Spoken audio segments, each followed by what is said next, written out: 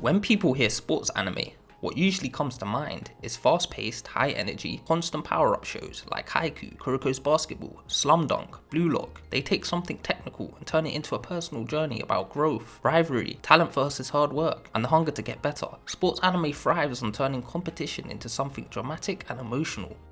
What doesn't come to mind, however, is a slow, meandering, boring sport like golf, so the idea of golf getting that same treatment immediately raises eyebrows.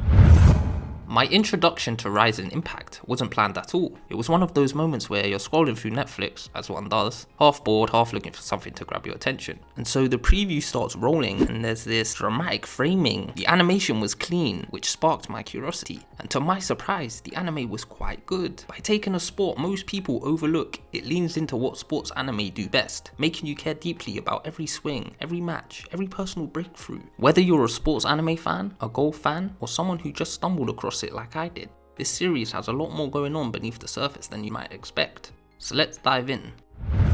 So there's this little goofy kid called Gawain. He lives in the country with his grandfather. He doesn't have any parents. So one day this woman pulls up and introduces him to golf, and she realizes he is built different and has a natural talent and can hit a golf ball pretty far. So he ends up leaving his hometown and granddad to pursue golf in Tokyo. He then meets Lancelot, an extremely talented prodigy who specializes in putting. He has this ability called the Shining Road, which lets him see the one perfect trajectory for the ball. This makes his success rate in putting 100%. Gawain, after hitting the golf ball a few times, thinks he's that guy and starts clowning on Lancelot. Gawain thinks golf is all about how far you can hit the ball, but Lancelot humbles him and teaches him about putting. So Gawain and Lancelot, they start as rivals, but then they become friends. And after seeing them play, the principal of Camelot Academy recruits them. Camelot Academy is a prestigious golf training school which has produced a lot of pro players. At Camelot Academy, we meet a whole cast of characters. They're all training for the Camelot Cup, where schools from Japan, the US, and the UK head to London to compete. Winner gets crowned the best junior player and earns one of the 12 clubs of the round table. But before London, the two Japanese academies face off to decide which 7 players make the cut. One dude with an absolutely criminal haircut doesn't make the cut. Another guy who apparently knows Kung Fu, he does make it. So the chosen 7 head to London. So it turns out Gawain has this ability called Rising Impact. He can aim and hit at the center of the sweet spot, hence why, for such a small person, he can hit the ball over 300 yards. So the tournament gets underway and Gawain meets a US player called Questa.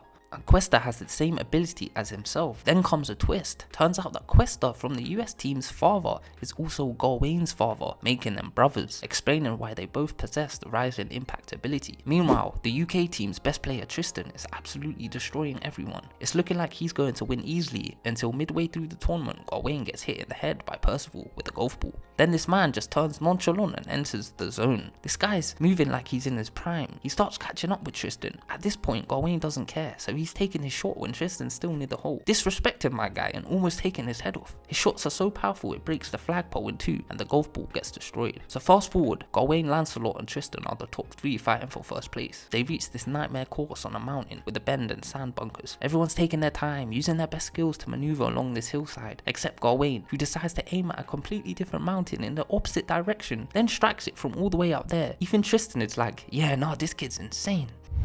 So we get to the last course and everyone else is watching and waiting to see who's going to win. Gawain's injuries are getting worse, but he's managed to get to the last hole where Tristan's waiting for him. So Tristan gets his in 2 shots, and so now Gawain needs a hole-in-one to win. And I won't spoil what happens next because it's one of those moments that really deserves to be experienced firsthand. You have to watch it to see how it all unfolds. I've only given a short summary here and condensed a lot of the story. There's a lot more depth, character development, there's individual journeys, backstories. Even if you're not into golf, you should give it a try. It's 2 short seasons, it's an entertaining watch. There's a great ending scene, which I won't spoil because it sets up season 3. Not sure if there will be one, but season 2 wraps the story in a satisfying way.